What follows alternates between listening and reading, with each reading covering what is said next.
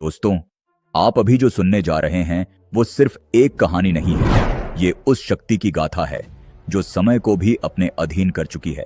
ये कोई कल्पना नहीं है, ये हकीकत है उस मंदिर की जहां मौत भी माथा टेकती है। नाम है महाकालेश्वर।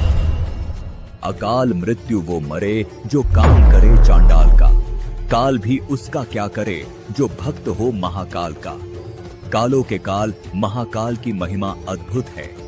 देश के अलग अलग कोने में भगवान शिव के 12 ज्योतिर्लिंग अपनी दिव्यता और सनातन के महत्व के कारण दर्शनीय हैं। इन्हीं में से मध्य प्रदेश के उज्जैन में स्थित महाकालेश्वर मंदिर रहस्यों से भरा हुआ है। उज्जैन की पवित्र धरती पर स्थित भगवान शिव का ये रूप जो केवल पूज्य नहीं बल्कि भयानक भी है। हर मंदिर की एक कहानी होती है, लेकिन इस मंदिर की कहानी रहस्य, मृत्यु और चमत्कार के बीच कहीं अटकी हुई है। उज्जैन का महाकाल मंदिर कोई साधारण शिवलिंग नहीं है। यह भारत के 12 ज्योतिर्लिंगों में से एक है, लेकिन इसका महत्व बाकी सभी से अलग है क्योंकि यहां विराजमान हैं कालों के भी काल महाकाल। कहते हैं जो इंसान महाकाल का नाम एक बार भी सच्चे मन से ले लेता है, उसके जीवन से डर और मृत्यु खुद पीछे हट जाते हैं। लेकिन क्या यह सिर्फ आस्था है या इसके पीछे छुपे हैं कुछ ऐसे रहस्य जिन पर विज्ञान भी खामोश है? इस मंदिर का कई पौराणिक ग्रंथों में काफी सुंदर वर्णन देखने को मिलता है। देश दुनिया से यहां सभी भगवान शिव के दर्शन करने पूरे साल आते हैं। लेकिन दोस्तों, जितना महाकालेश्वर का मंदिर लोगों के बीच पॉपुलर है, उससे कहीं ज्यादा ये अपने अंदर कई रहस्यों को समेटे हुए है। तो सवाल यह उठता है कि वो कौन सी वजह थी जिसके कारण इस मंदिर में भस्म आरती इंसान की देह की राख से की जाती थी? और क्या आज भी यहां पर इंसान की देह की राख से ही भस्म आरती की जाती है? क्या सच में यहां काल भी प्रवेश से पहले अनुमति मांगता है? क्यों कहते हैं कि यहां की आरती देखने मात्र से इंसान की आने वाली विपत्तियां टल जाती हैं?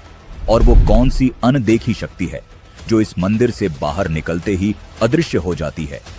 इतिहासकार कहते हैं यह केवल पौराणिक मान्यता है, लेकिन साधु संत कहते हैं जिसने महाकाल को देखा नहीं, उसने मृत्यु को कभी समझा ही नहीं। कहीं यह मंदिर समय के नियमों को मोड़ने वाला कोई द्वार तो नहीं, या फिर यह है एक ऐसा स्थान जहां आत्माएं चैन की तलाश में आती हैं? और सबसे बड़ा सवाल, क्यों इस मंदिर के कोतवाल काल भैरव को शराब चढ़ाई जाती है? और आश्चर्यचकित कर देने वाली बात तो यह है कि यहां पर चढ़ाई गई सैकड़ों हजारों लीटर शराब आखिर कहां पर गायब हो जाती है? क्या काल भैरव स्वयं इस शराब का भोग कर लेते हैं? और जब अंग्रेजों ने शराब के इस रहस्य को सुलझाने की कोशिश करने के लिए मंदिर की खुदाई करवाई, तब ऐसा क्या हुआ जिसे देखकर अंग्रेजों के पसीने छूट गए और डर से फिर कभी काल भैरव मंदिर में प्रवेश भी नहीं किया? इतिहास में ऐसी कौन सी घटनाएं घटी है जिसकी वजह से उज्जैन में कोई भी मंत्री या प्रधानमंत्री रात नहीं ठहरता? और मध्य प्रदेश के मुख्यमंत्री मोहन यादव ने इस परंपरा को किस तरह से तोड़ा और उन्हें कुछ क्यों नहीं हुआ? आखिर क्यों इस मंदिर के सामने से बारात को नहीं गुजारा जाता है? क्यों भक्तों को अलग अलग रूप में दर्शन देते हैं महाकाल? मंदिर के विस्तारीकरण के दौरान पुरातत्व विभाग को मिले नरकंकालों के पीछे आखिर कौन सा रहस्य छिपा है? इन तमाम सवालों के जवाब आपको आज की इस वीडियो में जानने को मिलने वाले हैं। इसलिए आज की ये वीडियो काफी इंटरेस्टिंग होने वाली है, तो इस वीडियो को आप शुरू से लेकर अंत तक पूरा देखें। तो चलिए महाकाल का नाम लेकर वीडियो की शुरुआत करते हैं। दोस्तों, महाकालेश्वर मंदिर के रहस्य को जानने से पहले हम ये मंदिर किस तरह से बना था और इस मंदिर का इतिहास क्या है, इसके बारे में जानेंगे। दोस्तों, शिव पुराण की कथा के अनुसार बहुत समय पहले उज्जैन नगरी, जिसे अवंतिकापुरी के नाम से जाना जाता था, यहां पर चंद्रसेन नामक एक प्रतापी राजा राज करते थे। वे पराक्रमी तो थे ही, लेकिन उनकी सबसे बड़ी पहचान थी भगवान शिव का अनन्य भक्त होना। उनके राजमहल में एक अलौकिक शांति का माहौल था।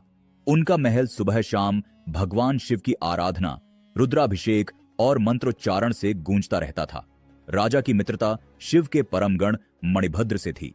मणिभद्र, जो स्वयं कैलाशवासी थे, एक बार जब उज्जैनी आए तो उन्होंने चंद्रसेन को एक अनोखी चिंतामणि भेंट की। यह कोई साधारण रत्न नहीं था।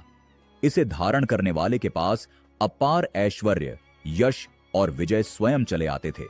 बस फिर क्या था, मणि मिलने के बाद चंद्रसेन के वैभव की चमक चारों दिशाओं में फैल गई। वह न केवल शक्तिशाली राजा बन गए, बल्कि उनके नाम से शत्रु भी कांपने लगे। लेकिन वो कहते हैं ना कि जहां वैभव होता है वहां ईर्ष्या भी पीछे नहीं रहती। जब यह बात आसपास के राजाओं को पता चली तो चारों ओर के राजा उस चमत्कारी मणि को पाने की लालसा में जलने लगे। एक दिन कुछ राजाओं के साथ मिलकर रिपुरंजन और चंद्रभानु ने उज्जैनी पर चढ़ाई कर दी। युद्ध के नगाड़ों की गूंज से धरती थर्रा उठी। उनकी सेना के सामने चंद्रसेन की सेना काफी कमजोर थी। चंद्रसेन की सेना के सामने शत्रुओं की विशाल सेना थी, लेकिन राजा चंद्रसेन तनिक भी विचलित नहीं हुए। उन्हें विश्वास था कि उनकी शक्ति किसी मणि में नहीं, बल्कि महाकाल की भक्ति में है। इसलिए उन्होंने शस्त्र नहीं उठाए, बल्कि एक तपस्वी की तरह महाकाल वन की ओर बढ़ गए, जहां उन्होंने आंखें मूंद लीं और भगवान शिव के ध्यान में लीन हो गए। उन्होंने ओम नमः शिवाय मंत्र का जाप करना शुरू किया। धीरे धीरे उनकी आत्मा उस महाशक्तिशाली परम शिव में विलीन हो चुकी थी। उसी समय उज्जैनी में एक और संकट सिर उठा रहा था। वह था एक भयानक राक्षस दूषण, जो वेद, यज्ञ और भक्ति का विरोधी था। उज्जैन में शिव भक्तों की बढ़ती संख्या और पूजा पाठ देखकर वह क्रोधित हो उठा। वह अपने असुर सैनिकों के साथ उज्जैन पर आक्रमण करने निकल पड़ा। उसकी मंशा शिव भक्तों का अंत करना, मंदिरों को तोड़ना और भक्ति की जड़ें उखाड़ फेंकना और खुद को भगवान घोषित करना था। उसने उज्जैन की जनता पर अत्याचार करना शुरू कर दिया, जिसकी वजह से अवंतिका यानी कि उज्जैन की जनता में हाहाकार मच गया और वह यहां वहां अपनी जान बचाकर भागने लगे। अब अवंतिका दो दिशाओं से घिर चुकी थी, एक ओर लोभी राजा और दूसरी ओर राक्षसी शक्ति। शहर भय, आशंका और अराजकता में डूब चुका था। इसी दौरान आक्रमण के भय के कारण अवंतिका के एक कोने से एक विधवा गोपी अपने 5 साल के बेटे के साथ आश्रय की तलाश में भटकती हुई उसी महाकाल वन में पहुंच गई। उसने देखा कि एक राजा, जिसने जरूर ऐश्वर्य का जीवन जिया होगा, अब साधक की तरह तपस्या में लीन है। यह दृश्य अद्भुत था। उसका बालक, जो उत्सुक और जिज्ञासु था, राजा को शिव की भक्ति में देखकर मंत्रमुग्ध हो गया। वह भी वहीं थोड़ी दूर बैठ गया और एक छोटा सा शिवलिंग बनाकर उसकी पूजा करने लगा। फूल, जल, बेलपत्र जो भी पास मिला वह शिवलिंग पर चढ़ाता गया। धीरे धीरे वह शिव भक्ति में इतना खो गया कि मां की आवाजें भी उसे सुनाई नहीं दे रही थीं।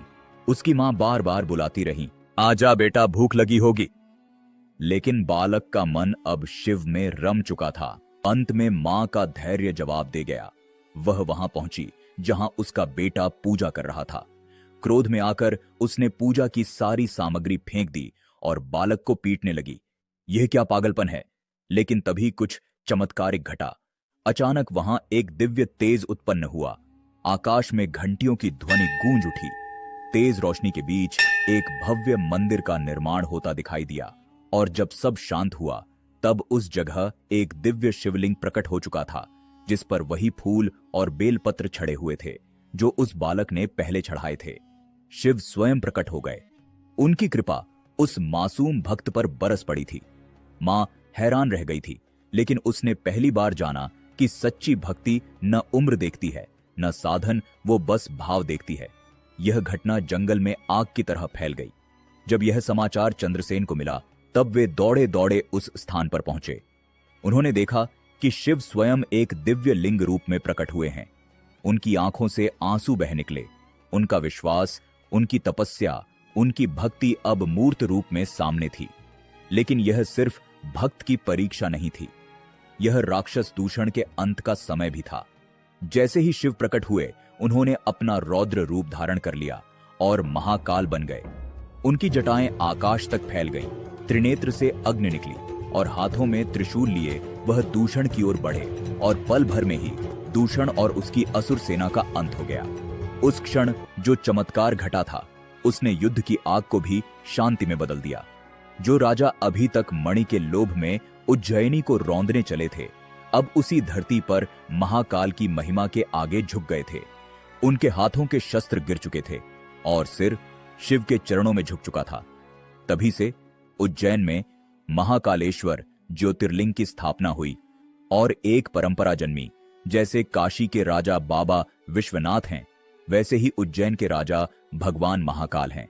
आज भी उज्जैन की हर सुबह शिव के नाम से शुरू होती है और हर रात महाकाल की आरती के साथ समाप्त होती है, क्योंकि वहां का राजा न कोई मनुष्य है, न कोई सिंहासन पर बैठता है।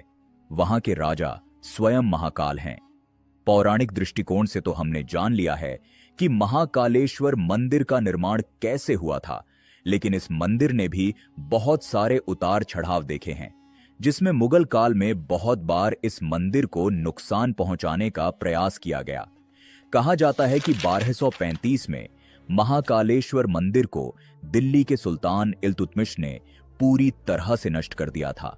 इस बारे में हम सभी जानते हैं कि किस तरह मुस्लिम आक्रांताओं ने हिंदू धर्म को मिटाने के लिए उनके धार्मिक स्थलों को नष्ट करके वहां पर मस्जिदों का निर्माण करवाया था। उस समय महाकालेश्वर मंदिर लोगों के लिए आस्था का एक केंद्र माना जाता था, लेकिन जब इल्तुतमिश को इस बारे में सूचना मिली तो उसने तुरंत अपने सिपाहियों को मंदिर ध्वस्त करने का आदेश दिया। लेकिन जब हिंदुओं को इस बारे में पता चला तो उन्होंने सिपाहियों के आने से पहले ही महाकाल मंदिर के गर्भगृह में स्थित स्वयंभू ज्योतिर्लिंग को आक्रांताओं से सुरक्षित बचाने के लिए पास में ही बने एक कुएं में रखा दिया था। इसके बाद औरंगजेब ने मंदिर के अवशेषों से वहां एक मस्जिद का निर्माण करवा दिया था। मंदिर टूटने के बाद करीब 500 सालों से अधिक समय तक महाकाल का मंदिर जीर्ण शीर्ण अवस्था में रहा और ध्वस्त मंदिर में ही महादेव की पूजा आराधना की जाती रही। लेकिन जब कई वर्षों बाद 1728 में मराठा शूरवीर राणोजी राव सिंधिया ने मुगलों को परास्त किया, तब उन्होंने मंदिर तोड़कर बनाई गई उस मस्जिद को गिराया और 1732 में उज्जैन में फिर से मंदिर का निर्माण कर ज्योतिर्लिंग की स्थापना की। तो चलिए दोस्तों, अब इतिहास और पौराणिक कथा के बाद अब हम बात करते हैं एक एक करके महाकालेश्वर मंदिर से जुड़े हुए तमाम रहस्यों के बारे में। नंबर 1, रहस्यमयी स्वयंभू शिवलिंग। महाकालेश्वर मंदिर में जो शिवलिंग मौजूद है उसके बारे में कहा जाता है कि ये स्वयं उत्पन्न हुआ है, इसको किसी के द्वारा स्थापित नहीं किया गया है। यहां पर शिवलिंग कैसे प्रकट हुआ था, इसके बारे में हमने आपको वीडियो में पहले ही बता दिया है। महाकालेश्वर मंदिर में जो भी श्रद्धालु आता है उसे खुद अनुभूति होती है कि वास्तव में यहां पर मौजूद शिवलिंग देवीय ऊर्जा से भरपूर है। भक्तों का मानना है कि महाकालेश्वर के शिवलिंग में उनकी गहरी इच्छाओं को पूरा करने और उन्हें बुरी शक्तियों से सुरक्षा प्रदान करने की शक्ति है। महाकालेश्वर मंदिर के शिखर के ठीक ऊपर कर्क रेखा गुजरती है, इसलिए इसे पृथ्वी का नाभिस्थल भी कहा जाता है। सावन के महीने में दूर दूर से लोग महाकालेश्वर मंदिर आते हैं।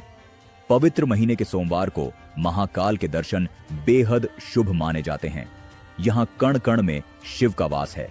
यह भक्ति, आस्था और आराधना का वह दरबार है जहां भक्तों के सभी कष्टों का निवारण होता है और अंत में मोक्ष प्राप्त होता है। महाकालेश्वर मंदिर के ज्योतिर्लिंग की सबसे खास बात यह है कि ये एकमात्र दक्षिण मुखी ज्योतिर्लिंग है। हिंदू धर्म शास्त्रों के अनुसार दक्षिण दिशा मृत्यु और परलोक से जुड़ी है। यही वजह है कि महाकाल के रूप में भगवान शिव इस दिशा में मुख किए हुए बैठे हैं। यह अनूठी विशेषता महाकालेश्वर को अन्य 11 ज्योतिर्लिंगों से अलग बनाती है, जो इसे एक महत्वपूर्ण आध्यात्मिक स्थल बनाती है। नंबर 2, नागचंद्रेश्वर मंदिर से जुड़ा रहस्य। उज्जैन का महाकाल मंदिर 3 तलों में बना हुआ है।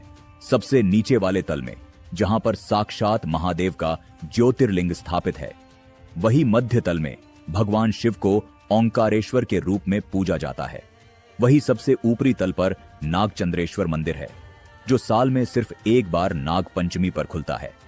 ऐसी मान्यता है कि तक्षक नाग आज भी गुप्त स्थान पर यहां रहते हैं। यहां जो प्रतिमा स्थापित है वो मराठा काल की है। इस प्रतिमा में भगवान शिव देवी पार्वती के साथ शेषनाग पर विराजित हैं। विश्व में अन्य कहीं पर भी ऐसी प्रतिमा देखने को नहीं मिलती है। नंबर 3, मंदिर का राजा विक्रमादित्य से संबंध। दोस्तों, राजा विक्रमादित्य को इतिहास के सबसे महान राजाओं में से एक माना जाता है, जो अपनी बुद्धि, वीरता और भगवान शिव की भक्ति के लिए जाने जाते हैं। ऐसा माना जाता है कि विक्रमादित्य नियमित रूप से महाकाल से आशीर्वाद लेने के लिए महाकालेश्वर मंदिर आते थे। विक्रमादित्य के साथ मंदिर का जुड़ाव ऐतिहासिक महत्व को और बढ़ा देता है, क्योंकि यह राजा की भक्ति और उनके शासनकाल के दौरान मंदिर के महत्व का प्रमाण है। विक्रमादित्य और मंदिर के साथ उनके जुड़ाव के बारे में कई कहानियां और किंवदंतियां पीढ़ियों से चली आ रही हैं, जो उज्जैन की सांस्कृतिक विरासत को मजबूत करती हैं। बेताल पचीसी और सिंहासन बत्तीसी जैसी कथाओं में विक्रमादित्य और महाकाल के संबंधों का वर्णन है। यह कथाएं बताती हैं कि विक्रमादित्य अपने निर्णयों से पहले महाकाल की आज्ञा लेते थे। नंबर 4, शराब से जुड़ा रहस्य। उज्जैन शहर से महज 8 किलोमीटर की दूरी पर स्थित काल भैरव मंदिर आज करोड़ों लोगों के लिए आस्था का केंद्र है। जो भी भक्त महाकालेश्वर के दर्शन करने के लिए पहुंचते हैं, वह अवश्य ही काल भैरव मंदिर जाते हैं, क्योंकि बिना काल भैरव मंदिर जाए महाकालेश्वर के दर्शन अधूरे माने जाते हैं। मंदिर के पुजारियों के अनुसार इस मंदिर का वर्णन स्कंद पुराण के अवंती खंड में मिलता है। इस मंदिर में भगवान काल भैरव के वैष्णव स्वरूप का पूजन किया जाता है। काल भैरव भगवान शिव के रौद्र और तांत्रिक रूप हैं। मान्यताओं के अनुसार काल भैरव तामसिक प्रवृत्ति के देवता माने जाते हैं, इसलिए उन्हें मदिरा यानी शराब का भोग लगाया जाता है। इसलिए महाकालेश्वर मंदिर में भी बाबा काल भैरव को शराब चढ़ाने की परंपरा है। इस मंदिर में शराब चढ़ाने का प्रचलन सदियों से जारी है, लेकिन आज तक ये कोई भी नहीं जान सका कि बाबा काल भैरव को जो शराब चढ़ाई जाती है, आखिर वह जाती कहां है, क्योंकि भक्तों का मानना है कि जो शराब बाबा काल भैरव को चढ़ाई जाती है, उसे स्वयं काल भैरव ही पी जाते हैं। इसके पीछे का कारण है वहां से शराब का गायब हो जाना है। पुजारी शराब से भरा कटोरा भैरव के मुंह के सामने कर देते हैं और देखते ही देखते वह शराब मूर्ति के होठों से गायब हो जाती है। ऐसा लगता है मानो मूर्ति शराब पी रही हो।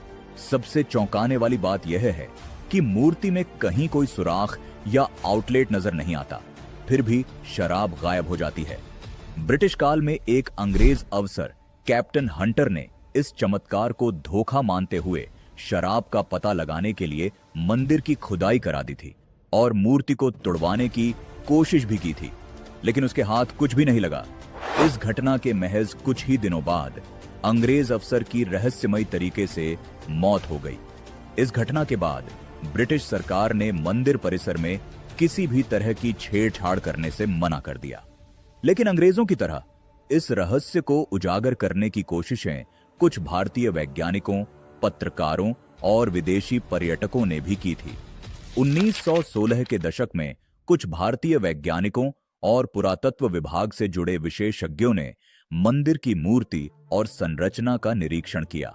उन्होंने मूर्ति में छेद या पाइपलाइन की जांच करने की कोशिश की, क्योंकि उनको ऐसा लगता था कि मूर्ति के अंदर कोई पाइपलाइन जुड़ी हुई है, जिसके जरिए से शराब कहीं एक जगह पर जमा होती होगी। आधुनिक उपकरणों से स्कैनिंग भी की गई, लेकिन शराब का कहीं भी जमा होने का उन्हें कोई भी बहाना नहीं मिला। इसी तरह से कुछ जर्मन और फ्रेंच डॉक्यूमेंट्री टीमों ने काल भैरव मंदिर पर वीडियो बनाए। उन्होंने HD कैमरों और माइक्रोफोन से मूर्ति की हरकतें रिकॉर्ड करने की कोशिश की, लेकिन कैमरे में मूर्ति के होठों से शराब गायब होती देखी गई, लेकिन उन्हें कोई छेद नजर नहीं आया। एक ब्रिटिश टीम ने इसे a case of collective divine illusion कहकर संबोधित किया, यानी ये आस्था और रहस्य का अद्वितीय मिश्रण है। डॉक्टर वाकणकर तुरंत एक अपनी टीम को लेकर विक्रम विश्वविद्यालय से खुदाई करने पहुंचे और खुदाई की जमीन के अंदर तक, और देखा कि वहां पर कहीं भी वो वाइन उन्हें दिखाई नहीं देती है। आज भी टैंकरों से, यानी कि कहा जाता है कि निरंतर अगर कोई पाइपलाइन भी लगा दी जाए काल भैरव के मुख पर, तो वो वाइन कहाँ जाती पता नहीं चलती है। तो ये एक दुर्लभ प्रतिमा है जिसमें वाइन को गायब करने की शक्ति है, क्षमता है, तो यह एक देवी शक्ति ही कह सकते हैं। इसके अलावा कई पत्रकारों ने काल भैरव मंदिर की रिपोर्टिंग की, खासकर टीवी चैनल्स जैसे आज तक, एनडीटीवी, हिस्ट्री टीवी, 18 आदि ने इस पर कार्यक्रम चलाए। लेकिन हर रिपोर्ट का निष्कर्ष यही रहा कि यह आस्था, तंत्र और चमत्कार का सम्मेलन है जिसे आज तक विज्ञान पूरी तरह नहीं समझ पाया है। कहा जाता है कि जब औरंगजेब के सैनिक काल भैरव मंदिर को नष्ट करने के लिए पहुंचे, तब अचानक कई सारे कुत्ते एक झुंड में प्रकट हुए और सैनिकों पर हमला कर दिया। कुत्तों के काटने से कई सैनिक घायल हो गए और उनमें से कुछ पागलपन का शिकार हो गए। यह घटना इतनी भयावह थी कि सैनिकों ने एक दूसरे पर हमला करना शुरू कर दिया। औरंगजेब के सैनिक आपस में ही एक दूसरे को मारने, पीटने और काटने लगे।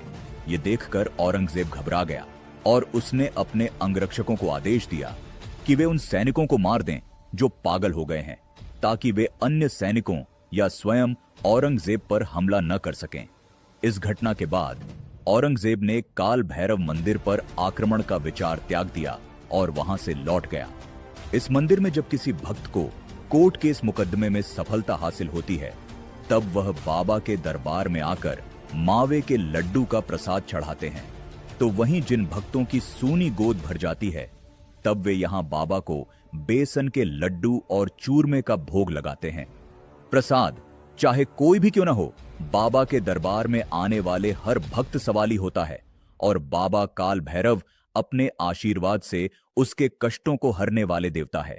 महाकाल की नगरी होने से काल भैरव को उज्जैन नगर का सेनापति भी कहा जाता है। काल भैरव को शत्रुनाशक भी कहा जाता है।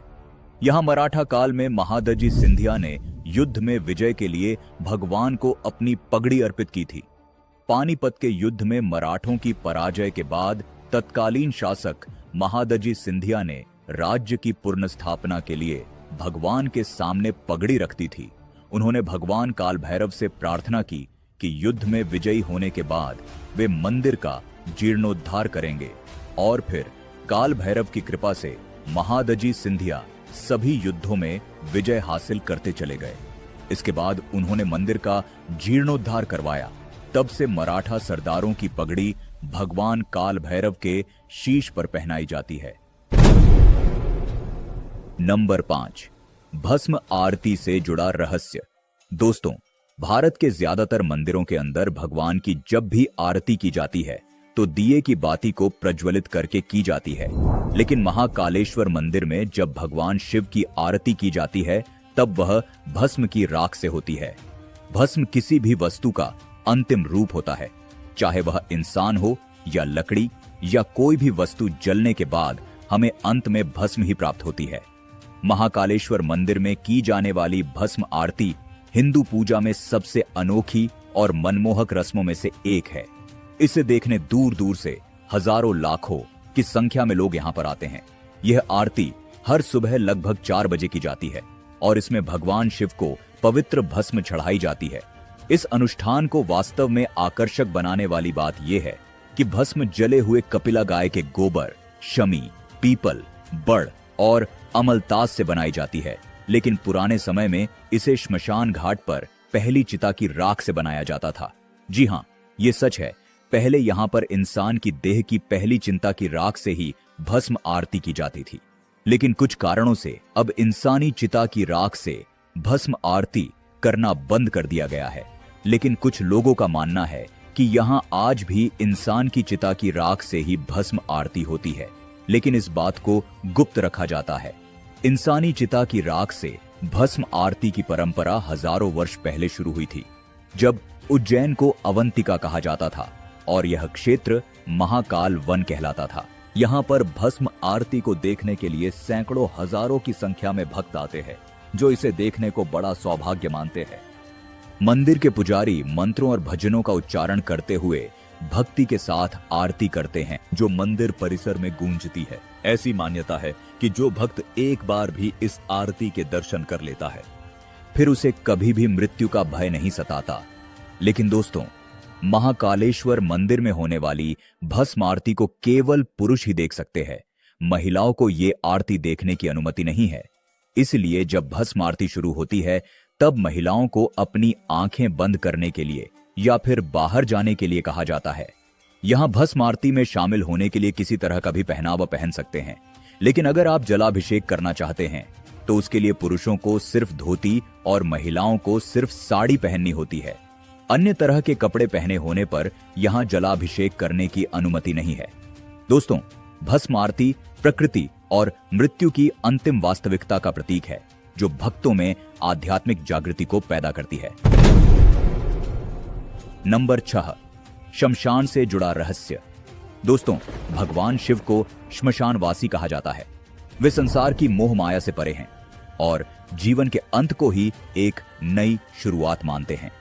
शिव का निवास स्थान श्मशान ही माना गया है, क्योंकि यहीं पर जीवन का अहंकार, दिखावा और पाखंड सब समाप्त हो जाते हैं। महाकालेश्वर मंदिर को लेकर ऐसा कहा जाता है कि यह मंदिर शमशान भूमि पर बना हुआ है।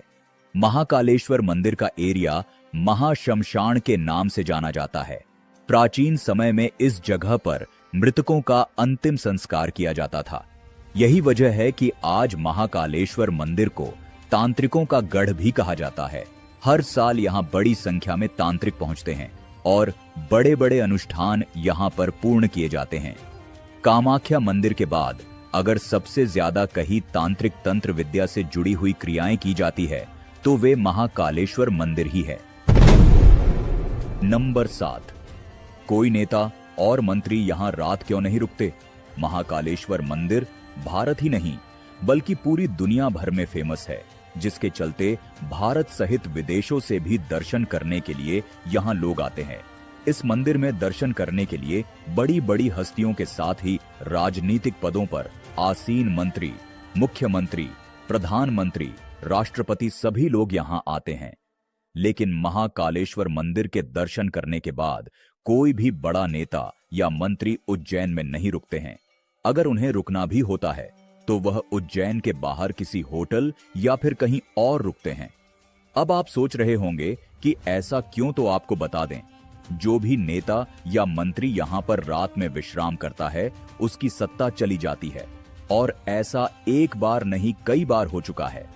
ऐसे में उज्जैन में कोई भी मंत्री, मुख्यमंत्री, प्रधानमंत्री, राष्ट्रपति रुकने से डरते हैं। लंबे समय से यह मान्यता चली आ रही है कि जो भी मंत्री, मुख्यमंत्री, प्रधानमंत्री या फिर राष्ट्रपति यहां महाकाल बाबा के दर्शन करने के बाद रात गुजारता है तो उसकी सत्ता में वापसी नहीं हो पाती है। कहा जाता है कि बाबा महाकाल खुद राजाधिराज है। ऐसे में उनके दरबार में 2 राजा नहीं रुक सकते हैं। अगर कोई गलती से रुक भी जाता है तो उसके लिए मुश्किलें काफी ज्यादा बढ़ जाती हैं। कहा जाता है कि यहां महाकाल बाबा के दर्शन के बाद किसी नेता को नहीं रुकना चाहिए, क्योंकि इससे कुर्सी छिनने का खतरा रहता है।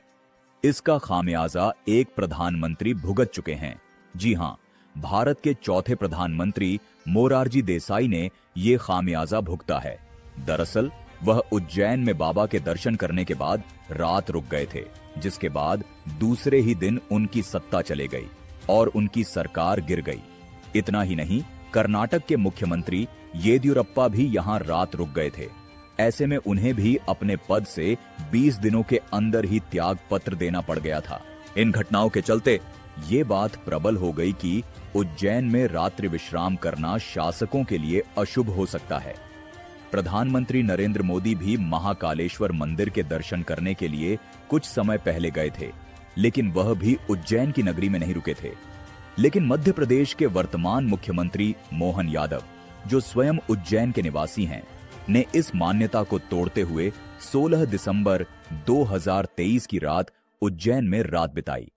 उन्होंने कहा, मैं महाकाल का बेटा हूं, इसलिए रुक सकता हूं। उनका मानना है कि महाकाल पूरे ब्रह्मांड के राजा हैं और हम उनके केवल सेवक मात्र हैं, इसलिए उनके नगर में रुकने में कोई आपत्ति नहीं होनी चाहिए। उज्जैन में शासकों का रात्रि विश्राम न करने की परंपरा एक प्राचीन मान्यता पर आधारित है, जिसे समय समय पर विभिन्न घटनाओं से बल मिला है। हालांकि मुख्यमंत्री मोहन यादव ने इस मान्यता को चुनौती देते हुए उज्जैन में रात बिताई और इसे एक नई सोच के रूप में प्रस्तुत किया। नंबर 8, अलग अलग रूपों में देते हैं महाकाल बाबा दर्शन। दोस्तों, उज्जैन में विराजित महाकाल एक ही है, लेकिन वह अपने भक्तों को अलग अलग रूपों में दर्शन देते हैं। हर वर्ष और पर्व के अनुरूप ही उनका श्रृंगार किया जाता है। भगवान शिव के अलग अलग स्वरूपों का दर्शन करने के लिए हर साल लाखों की संख्या में लोग उज्जैन पहुंचते हैं। जैसे शिवरात्रि में वह दूल्हा बनते हैं, तो श्रावण मास में राजाधिराज बन जाते हैं। दिवाली में जहां महाकाल का आंगन दीपों से सज जाता है, तो होली में गुलाल से रंग जाता है। जहां ग्रीष्म रथु में महाकाल के मस्तक में मटकियों से जल गिरता है, तो कार्तिक मास में भगवान विष्णु को सृष्टि का कार्यभार सौंपने के लिए पालकी में विराजित हो जाते हैं। महाकाल के हर एक रूप को देखकर व्यक्ति मोहित हो जाता है। महाकालेश्वर मंदिर को उज्जैन का राजा माना जाता है और यह मान्यता है कि उनके सामने से कोई भी व्यक्ति घोड़े या अन्य सवारी पर नहीं जा सकता। विशेष रूप से बारातों में दूल्हा अक्सर घोड़े पर सवार होता है, जो महाकालेश्वर के सामने से सवारी करने के समान होता है। ऐसा करना अपशकुन माना जाता है और मान्यता है कि इससे अनहोनी हो सकती है। महाकालेश्वर मंदिर के सामने से बारात न निकालने की परंपरा सदियों पुरानी है। यह सिर्फ आस्था और सम्मान का प्रतीक है, जिससे यह सुनिश्चित किया जाता है कि कोई भी व्यक्ति महाकालेश्वर के सामने से सवारी करके न जाए। यह परंपरा आज भी उज्जैन में निभाई जाती है।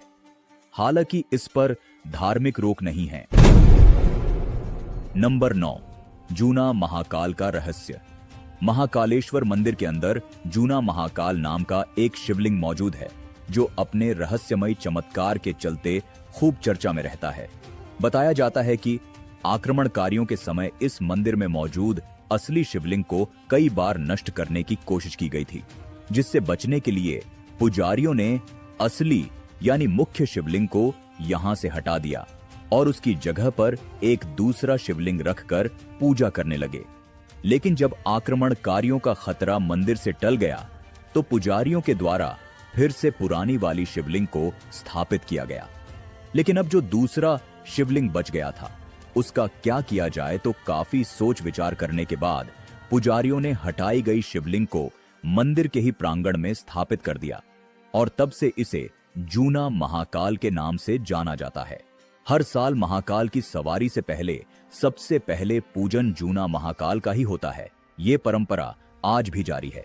आम लोग इसे नजरअंदाज करते हैं क्योंकि फोकस सिर्फ मुख्य ज्योतिर्लिंग पर रहता है, लेकिन जो साधना की गहराई जानते हैं वो कहते हैं महाकाल दर्शन से पहले जूना महाकाल के दर्शन करोगे तो हर बाधा खुद जलकर राख हो जाएगी। नंबर 10, गुप्त मंदिरों से जुड़ा रहस्य। दोस्तों, उज्जैन में महाकाल मंदिर अपनी एक अलग ही भव्यता रखता है, जिसके चलते उज्जैन महाकालेश्वर मंदिर के विस्तारीकरण के दौरान खुदाई में एक प्राचीन मंदिर के अवशेष मिले हैं। मंदिर परिसर में खुदाई के दौरान सैकड़ों साल पुराने अवशेष मिले हैं। मंदिर के नीचे मंदिर होने के प्रमाण मिले हैं। मूर्तियां, गुंबद का हिस्सा, मिट्टी के बर्तन समेत कई ऐसी प्राचीन चीजें मिली हैं जो कई रहस्यों को जन्म दे रही हैं। खुदाई के दौरान मिले अवशेषों के बाद अब लोगों के मन में तमाम तरह के सवाल आ रहे थे कि क्या महाकालेश्वर मंदिर के नीचे भी कोई दूसरा मंदिर मौजूद है। इन सभी सवालों को ध्यान में रखते हुए जब जांच की गई तो मंदिर के उत्तरी छोर में दूसरे मंदिर के प्रमाण मिले हैं, जिसमें उत्कृष्ट खंभे, आधार ब्लॉक, मंदिर के गुंबद के हिस्से और पत्थर के नक्काशीदार रथ शामिल हैं। ये अवशेष 11वीं और 12वीं शताब्दी के बीच के बताए जा रहे हैं। वहीं महाकाल मंदिर के दक्षिणी छोर के गर्भ में कई पुरानी दीवारें दबी मिली हैं। हालांकि इस रहस्य को अभी तक सरकार भी उजागर नहीं कर पाई है कि आखिर महाकालेश्वर मंदिर के नीचे एक और मंदिर का क्या राज है, लेकिन इसमें भी भोलेनाथ का कोई न कोई चमत्कार अवश्य छुपा होगा। मंदिरों के अवशेषों के साथ ही पुरातत्व विभाग को कुछ नरकंकाल भी मिले हैं। ये कंकाल किसके हैं और इसका मंदिर से क्या संबंध है, यह आज भी रहस्य ही है। 20 फीट की गहराई में खुदाई के दौरान बताया जा रहा है कि टुकड़ों में बिखरे पड़े नरकंकाल मिले हैं। पुरातत्व विभाग के अनुसार परमार कालीन शिव परिवार की मूर्तियों के साथ ही अब मानव हड्डियां भी मिल रही हैं। ये हड्डियां कब की है, इसकी जानकारी ऑस्ट्रोलॉजी अध्ययन के बाद ही सामने आ पाएगी। काफी रिसर्च करने के बाद भी पुरातत्व विभाग ये नरकंकाल किसके है इसका अभी तक पता नहीं लगा सका है। नंबर 11, महाकाल की शाही सवारी से जुड़ा रहस्य। हर साल श्रावण मास और भाद्रपद के पहले सोमवार तक महाकाल की टोटल 4 से 5 शाही सवारी निकाली जाती है, जो महाकालेश्वर मंदिर के द्वार से शुरू होकर शहर के मुख्य मार्गों से होते हुए रामघाट तक जाती है, जहां शिव जी को क्षिप्रा नदी में स्नान करवाया जाता है। सवारी शाम 4 बजे के बाद शुरू होती है और रात तक चलती है। लेकिन महाकालेश्वर मंदिर में निकाली जाने वाली शाही सवारी के पीछे कुछ ऐसे रहस्य जुड़े हुए हैं जिनके बारे में शायद ही आप जानते हो। आपकी जानकारी के लिए बता दें कि सवारी में सबसे पहले चलते हैं काल भैरव, जो उज्जैन के कोतवाल हैं। माना जाता है कि बिना काल भैरव की अगुवाई के महाकाल कहीं नहीं जाते। वे पहले रास्ते को सुरक्षित करते हैं, फिर महाकाल निकलते हैं। कई तांत्रिकों का दावा है कि इस दिन सिर्फ भक्त ही नहीं बल्कि दूसरी दुनिया की शक्तियां भी शामिल होती हैं। इसीलिए इस दिन उज्जैन में तांत्रिक साधना चरम पर होती है। ऐसा माना जाता है कि महाकाल की सवारी का दर्शन काल से मुक्ति दिला सकता है। खासकर वे लोग जो कष्ट, रोग या मृत्यु भय से जूझ रहे होते हैं, उनके लिए यह दिन वरदान है। इसीलिए लाखों लोग जान जोखिम में डालकर भी सवारी में शामिल होते हैं। कई बार मूसलाधार बारिश, आंधी, तूफान या बिजली गिरने के बावजूद सवारी 1 सेकंड के लिए भी नहीं रुकती। मान्यता है कि काल भी रुक जाए, पर महाकाल की सवारी नहीं। जिस रास्ते से दिन में महाकाल गुजरते हैं, रात को वह रास्ता ऊर्जा संवेदनशील हो जाता है। तो दोस्तों, ये थे महाकालेश्वर मंदिर से जुड़े हुए सभी रहस्य जिनके बारे में आज हमने इस वीडियो में बात की। उम्मीद करते हैं आपको हमारा यह वीडियो पसंद आया होगा। इसलिए आपसे गुजारिश है कि इस वीडियो को बिना लाइक किए ना जाए, और अगर आप महादेव के सच्चे भक्त हैं तो कमेंट बॉक्स में हर हर महादेव अवश्य लिखें। अंत तक हमारे साथ बने रहने के लिए धन्यवाद।